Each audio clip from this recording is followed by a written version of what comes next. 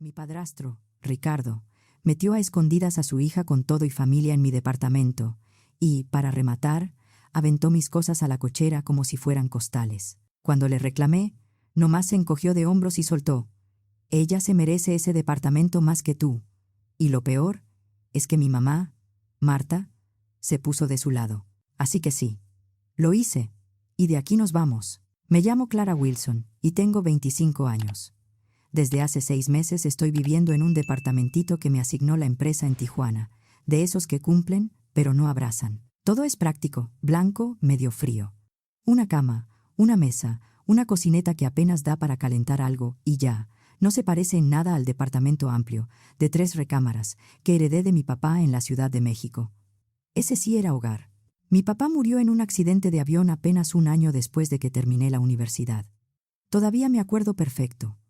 Un día estaba mandándome mensajes sobre un viaje de trabajo, como si nada, y al siguiente, su nombre apareció en las noticias, en la lista de pasajeros.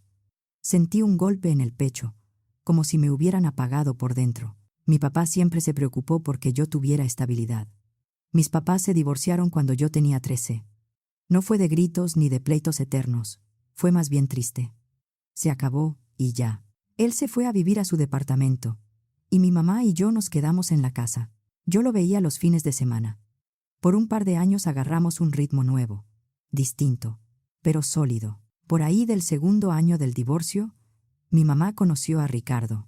Ricardo no era un monstruo de película. No llegaba a gritar ni a romper cosas. Era peor en otro sentido, porque parecía que su presencia era suficiente para ir ocupando el espacio que antes era mío. Estaba ahí, sentado, opinando, decidiendo, como si siempre hubiera pertenecido. No pasó mucho y mi mamá se casó con él. Ricardo se mudó a la casa. Al año siguiente, cuando yo estaba de 15 para 16, tuvieron un hijo, mi medio hermano, Emilio. Y desde ahí, la frase más repetida en mi casa se volvió: «Clara, ¿me echas la mano con Emilio tantito? Tu padrastro y yo vamos a salir». No era «¿Cómo te fue en la escuela?», ni «¿Cómo te sientes?». Era eso, encargos, favores, la familia nueva que había que sostener. Luego estaba Jessica, la hija de Ricardo de su primer matrimonio. Ella me lleva como 10 años.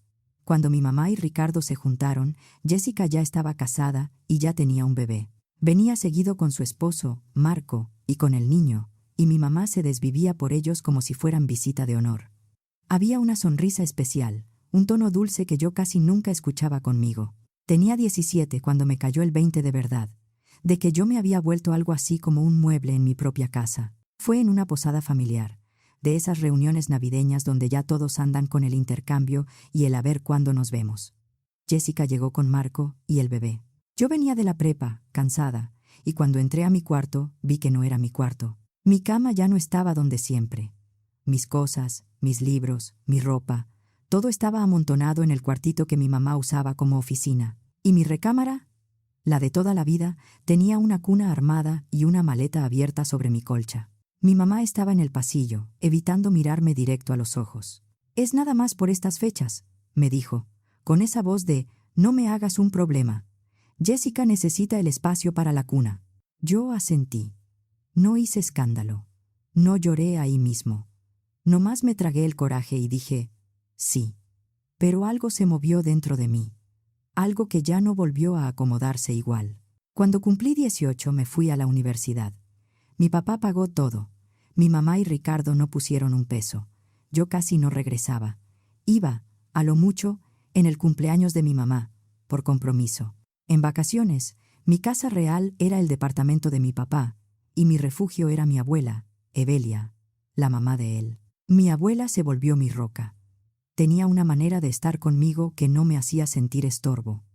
Me escuchaba sin prisa, me daba café, pan, y esa calma que solo tienen algunas personas mayores, como si ya hubieran visto todo, y, aún así, te dejaran espacio para sentir. Cuando mi papá murió, mi abuela y yo nos pegamos más.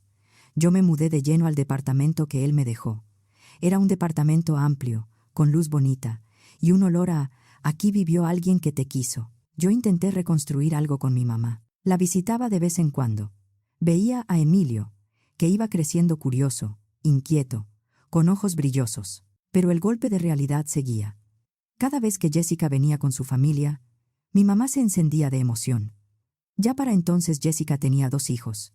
Y adivinen dónde se quedaban, en mi antiguo cuarto, como si esa historia no existiera. Hace 6 meses me dieron una asignación temporal en Tijuana. Era una oportunidad buena para mi carrera. Un proyecto fuerte, de los que te hacen crecer. Antes de irme, mi mamá me ofreció ayudarme con mi departamento. «Podemos rentarlo mientras no estás», me dijo un día en un café, con esa vocecita de plan ya armado. «Así te entra un dinerito extra». «No, gracias», le contesté firme. «No quiero extraños viviendo ahí». Mi mamá apretó los labios, como cuando se aguanta una respuesta. Luego asintió. «Bueno, entonces lo cuido. Todavía tengo la copia de la llave que me diste el año pasado. Por cualquier cosa». Me fui a Tijuana, y la vida en el departamentito de la empresa se volvió solitaria, pero manejable. Trabajo, comida rápida, llamadas con mi abuela. Cada semana hablábamos, de todo y de nada, de cómo estaba el clima, de lo que había cocinado, de algún chisme leve del edificio, de cómo iba yo con el proyecto, hasta el jueves pasado, ya de noche. Ese día mi abuela sonó distinta. Su voz traía algo apretado, como si le costara decir lo que venía. «Clara», me dijo, «no soy de andar en chismes, pero doña Margarita Hernández, una señora con la que juego canasta, vive en tu edificio». Me comentó algo que me dejó inquieta. Sentí que el estómago se me hacía nudo. «¿Qué pasó con mi departamento?» Hubo un silencio. Y luego mi abuela, despacito. «Dice que Jessica y su familia se metieron a vivir ahí poco después de que te fuiste. Que tu mamá y Ricardo los ayudaron a subir cosas». Se me heló la espalda. «Eso no puede ser», dije, aunque por dentro una parte de mí ya lo veía venir. «Lo siento, mi niña», me dijo mi abuela. «Sentí que tenías que saber». Colgué y, de inmediato, le marqué a mi mamá. Intenté que mi voz saliera ligera, como si nada. «Hola, mamá, nomás hablaba para ver cómo estás. Oye, ¿todo bien con mi departamento?» Sí», contestó demasiado rápido. «Todo bien. ¿Y tú? ¿Cómo vas en el trabajo?» «Bien», dije. «Fíjate que una amiga de la universidad necesita dónde quedarse unos días. Le dije que chance y podía usar mi departamento. Va a pasar por la llave contigo». Ahí, su respiración se notó. Un silencio chiquito, pero lleno de pánico. «Ay, Clara, no creo que sea buena idea», dijo. «Tú siempre dijiste que no querías extraños ahí. Se puede dañar algo, y tú eres muy cuidadosa con tus cosas». «Mamá», la corté. Ya no me salió suave. «Ya sé que Jessica y su familia están viviendo en mi departamento». El silencio fue largo. Ahí me quedó clarísimo. «Clara», soltó al fin, con un suspiro cansado. «Sí es cierto, pero no tenían a dónde ir. Su rentero vendió el edificio y, ¿con cómo están las rentas?» «Tú hiciste esto a mis espaldas», la interrumpí. «Sabías que yo no quería a nadie ahí». «Jessica no es nadie», tronó mi mamá. «Es familia. Es la hija de Ricardo». «No es mi familia», dije, sintiendo que me temblaba la mano con el celular. «No seas infantil, Clara. Es temporal. Tú ni estás usando el departamento. Lo quiero fuera hoy», le dije. «Y quiero que le des la copia de mi llave a mi abuela». La voz de mi mamá se endureció. «Jessica se va a quedar el tiempo que necesite. Tú no lo necesitas ahorita». «Es mi departamento», le solté. «A mí me lo dejó mi papá». «Ya, tengo cosas que hacer», dijo fría, y me colgó. Le volví a marcar. No contestó. Busqué el número de Jessica. Mandó directo al buzón. Caminé por mi departamentito en Tijuana como animal enjaulado. 6 meses pagando miles de pesos entre mantenimiento y servicios, por un lugar donde ni estaba, para enterarme de que mi propia mamá había metido ahí a la familia de su esposo. Agarré el celular y marqué a mi jefe. «Paco, soy Clara. Necesito pedir que me regresen a la oficina de la Ciudad de México. Es una emergencia familiar». Paco no preguntó demasiado. Yo ya me había ganado la confianza. Me dijo que lo revisaba, y como a la hora, me confirmó. «Te regreso. Arréglalo. Y cuando estés lista, te veo acá». El vuelo de regreso se me hizo eterno. Cada minuto me apretaba más el coraje. Yo ensayaba conversaciones en la cabeza, y ninguna acababa bien. Llegué a la Ciudad de México, agarré mi maleta y pedí un Uber directo a casa de mi abuela, en Coyoacán. Cuando abrió la puerta, su cara se iluminó y luego le cambió, porque me vio la expresión. Clara, no pensé que ibas a venir tan rápido. Me jaló a un abrazo. Olía a café y a ese perfume suave que siempre usa. Me calmó tantito, aunque el coraje seguía ahí, atorado. No podía quedarme allá, le dije. Necesito ver qué hicieron con mi departamento. Primero te hago un té, insistió. Vienes deshecha. Mientras ella andaba en la cocina, yo le avisé a Paco que ya estaba en la ciudad. Luego me senté en la mesa de mi abuela y la vi moverse, eficiente, como si el mundo no la tumbara. ¿Has hablado con mi mamá desde que me dijiste?, le pregunté. Mi abuela negó con la cabeza. No. Marta y yo, desde que tu papá se fue, no volvimos a llevarnos bien. Pero ayer pasé por tu edificio porque me quedé con el pendiente, después de lo que me dijo doña Margarita. Vi el coche de ellos. Y vi tu coche. ¿Mi coche?, dije, casi atragantándome con el té. El que dejaste en la cochera de tu mamá, confirmó, con cara seria. Estaba estacionado afuera de tu edificio. Lo están usando. Ahí sí sentí que se me revolvía el estómago. Mi departamento, mis cosas, mi coche, todo como si yo no existiera. Me paré. Voy a ir ahorita. Pedí un Uber y me fui al edificio. Era una construcción vieja remodelada, de esas que antes fueron bodega o taller y ahora tienen departamentos con ladrillo expuesto y ventanales grandes. Yo me enamoré del lugar desde la primera vez que mi papá me lo enseñó. Me dijo, aquí vas a estar bien. Ahora, parada afuera, me sentía como extraña. Subí al tercer piso. Caminé por el pasillo hasta el 307. Mi departamento. Respiré hondo y toqué fuerte. Nada. Volví a tocar. Más fuerte. Juraría que adentro se oyó movimiento, como pasos, o algo arrastrándose. Pero no abrieron. Saqué mis llaves. Metí la llave en la chapa. No giró. Intenté otra vez. Nada. Me quedé helada. Habían cambiado la chapa. No puede ser, dije, más para mí. Y empecé a tocar otra vez. Sé que están ahí. Es mi departamento. Esperé. Nada. Me salí con el coraje subiéndome a la garganta y pedí otro Uber. Ahora rumbo a casa de mi mamá y Ricardo, en Ciudad Satélite, Naucalpan. Era hora de tráfico y el camino se sintió eterno. Puro periférico pesado, como si hasta la ciudad me estuviera estirando la paciencia. La casa estaba igual que siempre.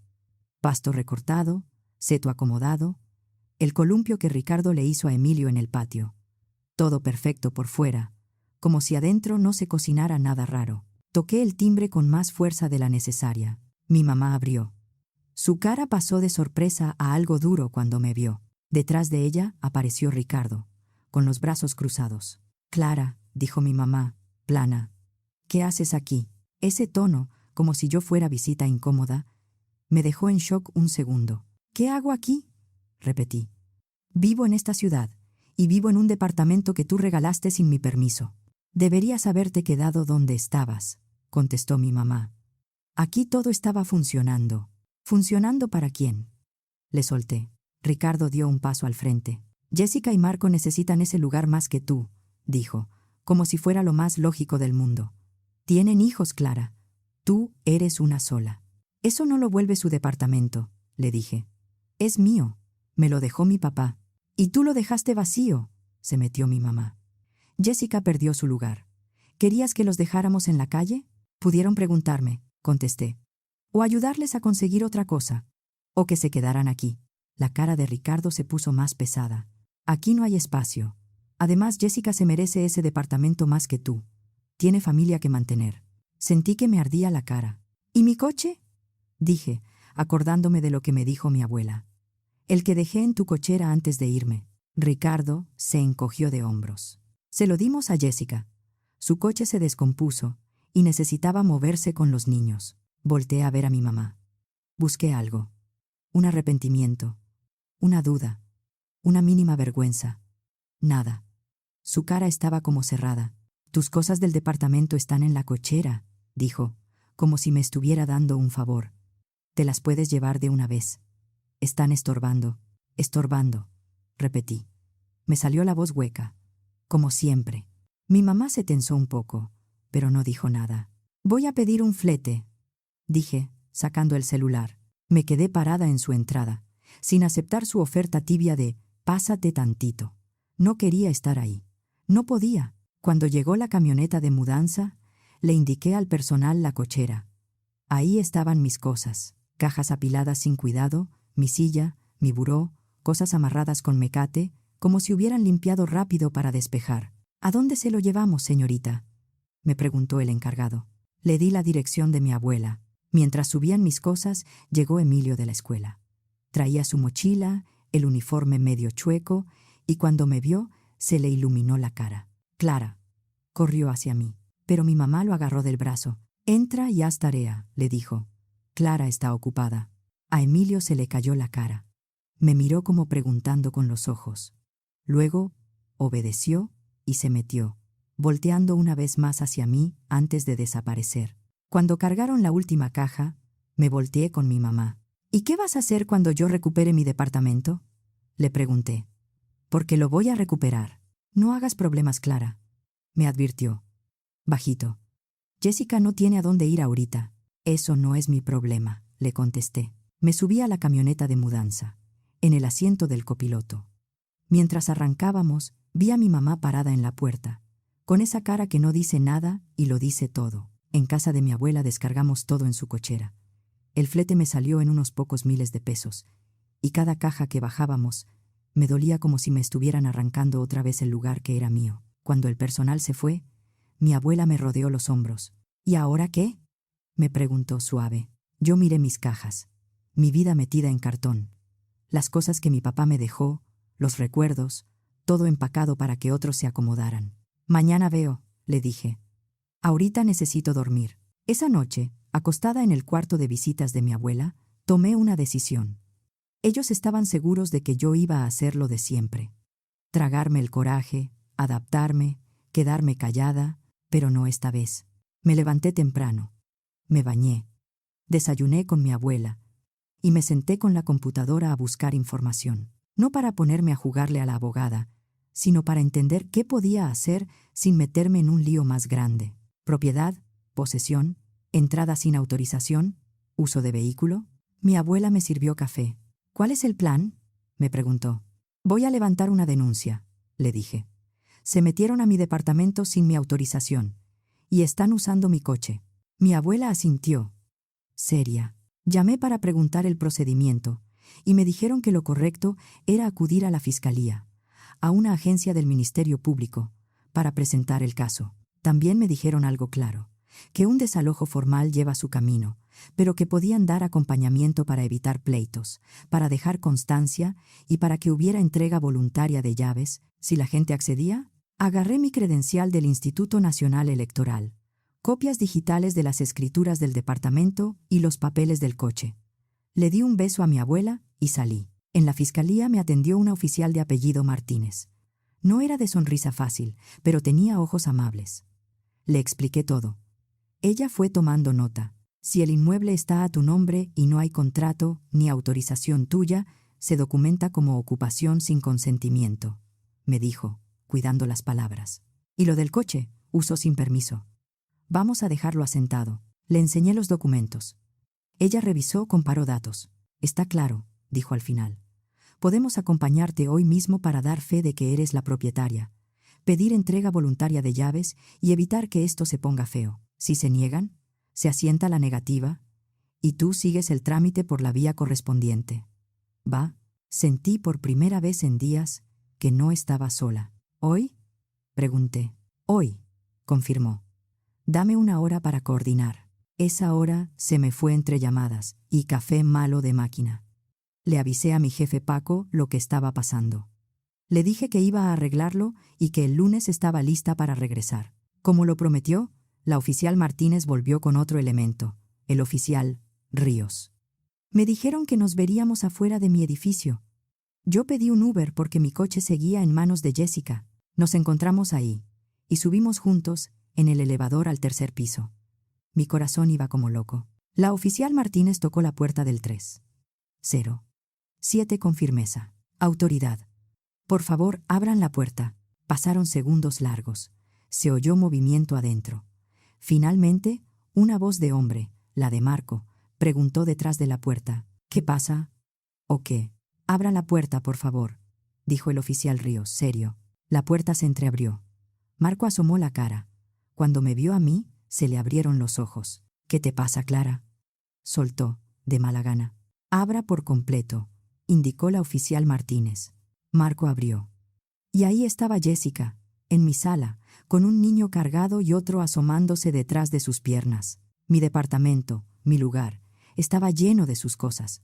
Juguetes por el piso, un sillón que no era mío, cajas, mochilas, ropa colgada, y las paredes, que antes eran gris suave, ahora estaban pintadas de un amarillo encendido que me pegó en los ojos. «Clara», dijo Jessica fría, «¿pudiste avisar? ¿Avisar para entrar a mi propio departamento?», contesté. «Al que te metiste sin mi permiso». La oficial Martínez dio un paso al frente. «Señora», dijo, «Clara, la propietaria está presente y acredita propiedad. Venimos a dar fe y a solicitar la entrega voluntaria del inmueble y de las llaves. Esto está quedando asentado». La cara de Jessica se puso roja. «Mi mamá nos dio permiso», dijo, señalándome como si yo fuera la intrusa. «No teníamos a dónde ir. Tenemos hijos». El oficial Ríos habló con calma. «Entendemos la situación, pero la autorización tiene que venir de la propietaria. Si ustedes se niegan a entregar, se asienta la negativa y el asunto sigue por el conducto legal. Lo más sensato es evitarse problemas y entregar hoy». Marco apretó la mandíbula. «Es ridículo», dijo. «Llevamos meses aquí. Hasta le metimos arreglos. Arreglos que yo no pedí», le contesté, viendo las paredes amarillas y mi sala convertida en guardería. La oficial Martínez mantuvo el tono firme. «Hoy se solicita entrega voluntaria. Pueden llevarse lo esencial ahora. Para el resto, se coordina retiro con calma. Pero el inmueble se entrega hoy. ¿Estamos?». Jessica abrió la boca, como si no lo creyera. «¿Y nuestras cosas?», reclamó. «No nos vamos a ir con las manos vacías. Llévese lo necesario», respondió el oficial Ríos. «Ropa, documentos, artículos básicos.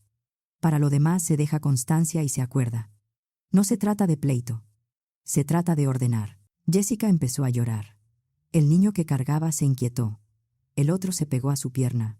«Tenemos 2 hijos», dijo, con voz quebrada, mirándome. «¿A dónde quieres que me vaya? ¿Cómo haces esto a la familia?». Ahí se me prendió algo por dentro, pero no fue rabia ciega, fue una claridad dura. «¿Familia?», repetí. «Tú nunca fuiste mi familia, Jessica. Tú fuiste la persona a la que mi mamá le dio todo lo que a mí me quitó. Mi cuarto, su atención, y ahora mi departamento y mi coche.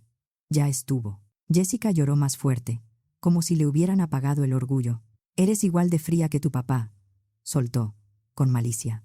Se me heló la cara. «No te atrevas a hablar de mi papá», dije bajito, pero tan firme que hasta Marco se quedó quieto un segundo. «Agarra tus cosas y deja las llaves de mi coche en la mesa». Marco respiró hondo, como tragándose un pleito. Le puso la mano a Jessica en el hombro. «Ya, Jess», murmuró. «Vámonos con tu papá. Luego vemos qué hacemos». Yo me quedé cerca de la entrada mientras ellos empacaban a toda prisa.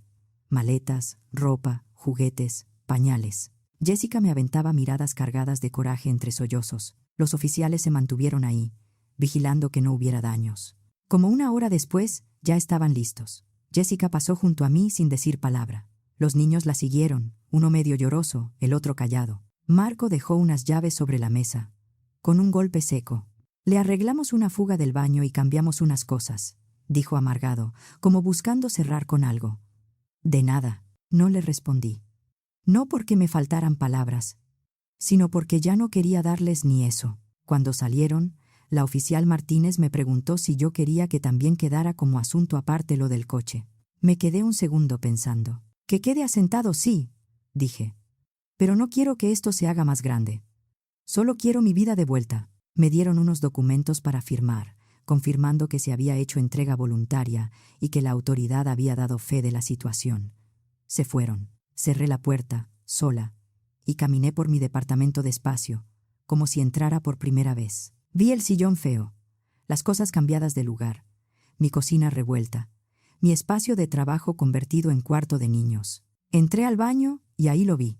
En el espejo, escrito con labial rojo, había 2 palabras grandes. «Mala hija».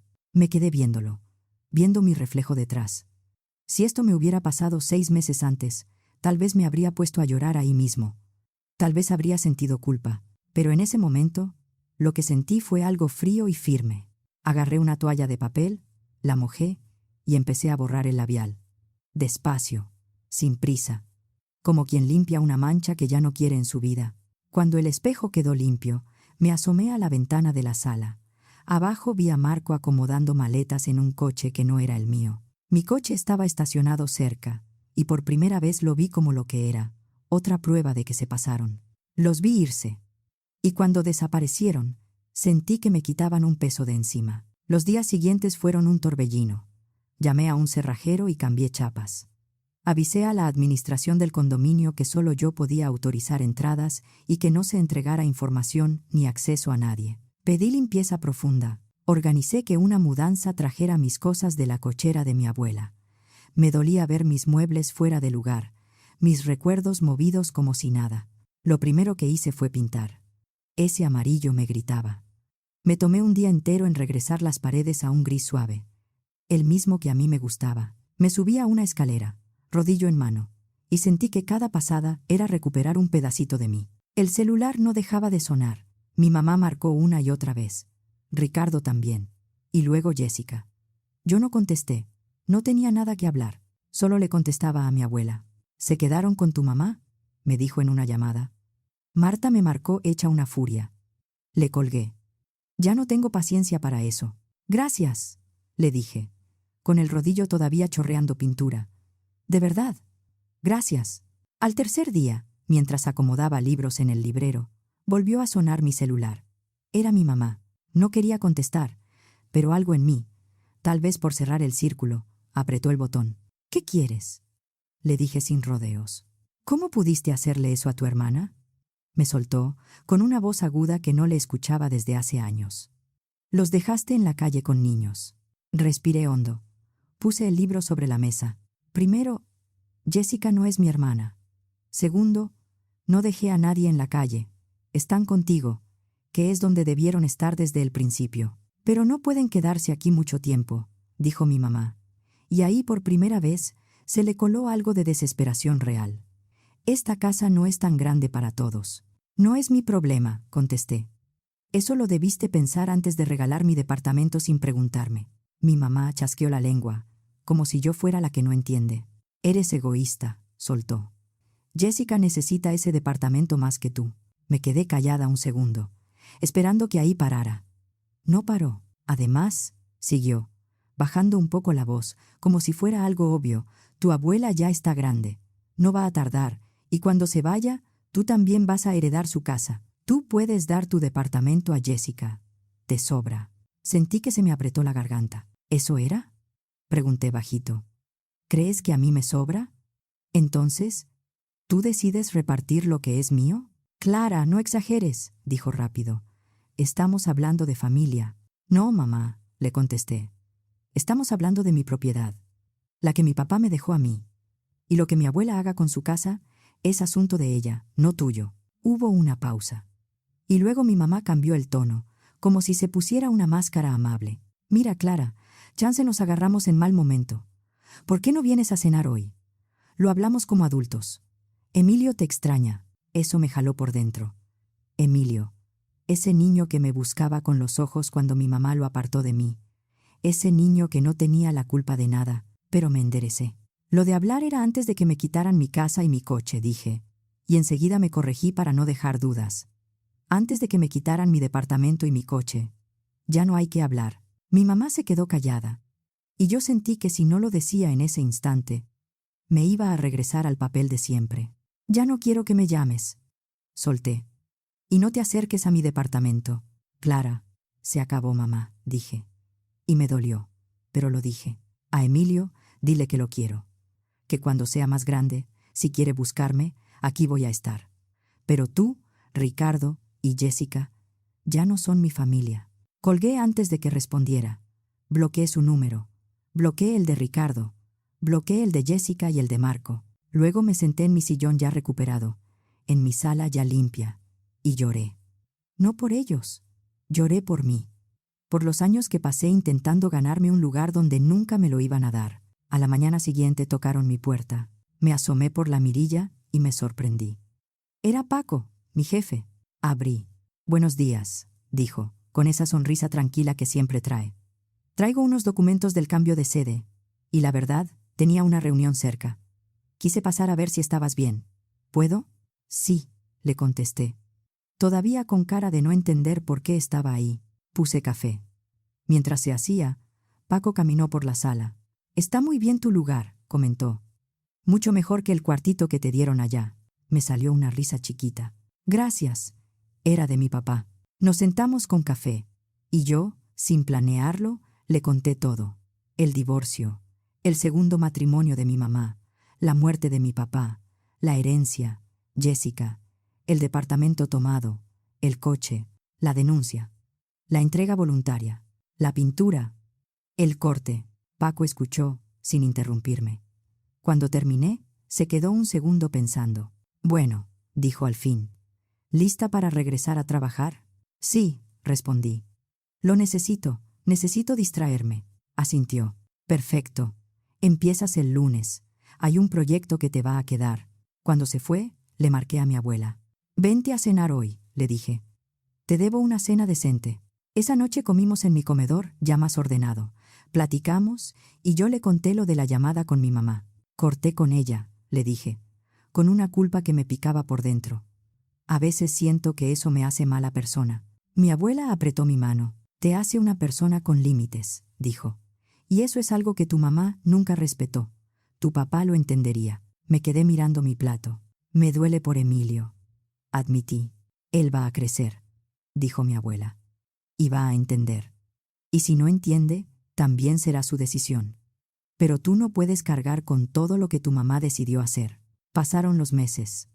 Para cuando llegó el otoño, ya había pasado casi un año desde que me fui a Tijuana y varios meses desde que recuperé mi departamento. Yo me metí al trabajo con todo. Dejé mi departamento como yo lo quería, sin rastros de ellos. Cada fin de semana veía a mi abuela. A veces íbamos por pan, a veces nomás a estar juntas. Me enteré por ella que Jessica y su familia, después de estar unas semanas amontonados con mi mamá y Ricardo, encontraron un departamento en renta. No sentí gusto.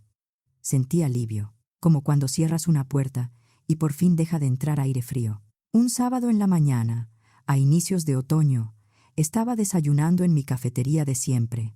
Es a donde ya me conocen, y no necesito explicar nada. Yo estaba con mi café y un pan, viendo el celular, cuando alguien se sentó frente a mí sin pedir permiso. Levanté la vista. Era Emilio. Traía su mochila de un lado, como si viniera rápido de algún lado. Tenía los ojos nerviosos y valientes al mismo tiempo. «Hola, Clara», dijo, con cuidado. Me quedé helada. «Emilio, ¿qué haces aquí? ¿Cómo me encontraste?» Se encogió de hombros. «Mamá», dijo una vez, «que tú venías mucho aquí». «Y he venido cada sábado. Como 3 semanas». Lo vi y se me apretó el corazón. «¿Tu mamá sabe que estás aquí?» Negó con la cabeza. «Cree que estoy en fútbol». Yo iba a regañarlo, lo juro. Iba a decirle que no estaba bien mentir. Pero me ganó el calor en el pecho de verlo ahí, buscándome. «No deberías mentirle», le dije. Suave. «¿Pero tú dijiste que cuando yo fuera más grande podía buscarte?», respondió, y se acomodó la mochila. «Yo ya cumplí 10. Eso es más grande, ¿no?». No pude evitar reírme. «Pues, sí», le dije. «Supongo que sí». Le hice una seña a la mesera. «¿Quieres chocolate caliente?». Emilio asintió, aliviado. Nos quedamos ahí. Él me contó de la escuela, de sus amigos, de un maestro que le caía bien, de un partido que habían ganado. Hablaba y hablaba, como si hubiera guardado todo para soltarlo conmigo. Y yo, escuchándolo, sentí que algo dentro de mí empezaba a acomodarse. Yo no necesitaba a mi mamá, ni a Ricardo, ni a Jessica, pero tal vez, solo tal vez, sí podía seguir siendo la hermana mayor de ese niño de ojos brillosos que, a pesar de todo, me había buscado. Cuando nos paramos para irnos, Emilio me miró. Serio. «¿Puedo venir el próximo sábado otra vez?». Lo pensé un segundo. No por él, por mí, por el miedo de que algo se rompiera. Pero luego vi su cara y me salió claro. «Sí», le dije. «Aquí voy a estar, a la misma hora, en la misma mesa». Emilio sonrió, como si le hubieran regalado el mundo. Se fue corriendo a alcanzar su camión, volteando una vez para verme. Yo me quedé ahí un momento, con mi café ya frío, pensando en lo que es familia. No la que te toca por obligación, no la que te exige sin cuidarte, la que eliges, la que construyes. La mía tal vez era chiquita. Mi abuela Evelia, Emilio y yo, pero era real. Y con eso, por primera vez en mucho tiempo, me alcanzaba.